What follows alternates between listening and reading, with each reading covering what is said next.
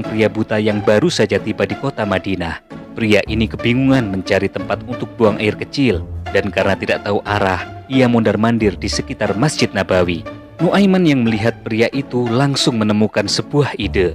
Nuaiman mendekati pria buta itu dan dengan ramahnya ia menyapa, "Assalamualaikum saudaraku, apa yang engkau cari di sini?"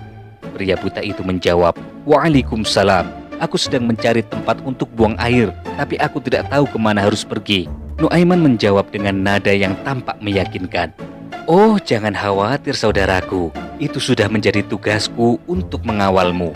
Aku tahu tempat yang aman dan tidak akan ada orang yang melihatmu pipis. Mari aku antarkan kamu ke sana."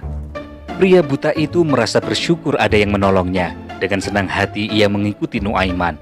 Namun bukannya dibawa ke tempat yang seharusnya, Nuaiman justru menuntun pria itu masuk ke dalam masjid. Dan tepat di dekat mihrab, yaitu tempat imam memimpin sholat, Nuaiman berhenti. "Saudaraku, di sini tempatnya. Kamu bisa buang air di sini dengan tenang.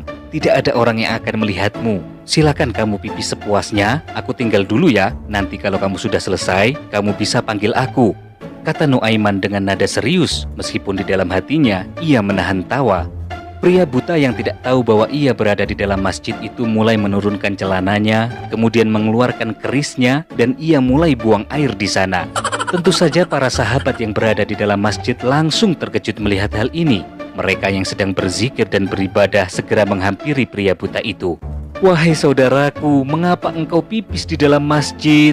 kata seorang sahabat dengan nada penuh keheranan. Pria buta itu terkejut, ia tampak bingung. "Apakah ini masjid?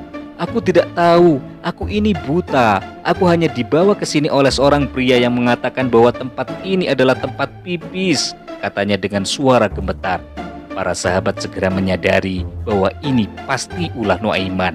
Mereka segera mencari Nuaiman untuk menegurnya, tetapi seperti biasa, Nuaiman sudah menghilang dari tempat kejadian.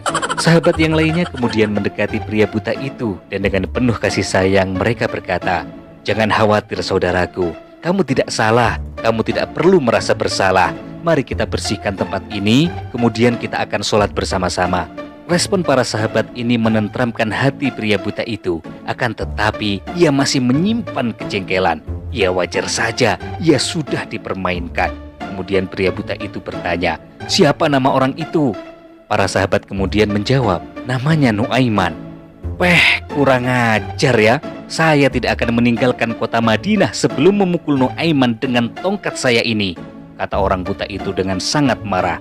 Dia kemudian tinggal beberapa hari di kota Madinah untuk mencari tahu di mana Nuaiman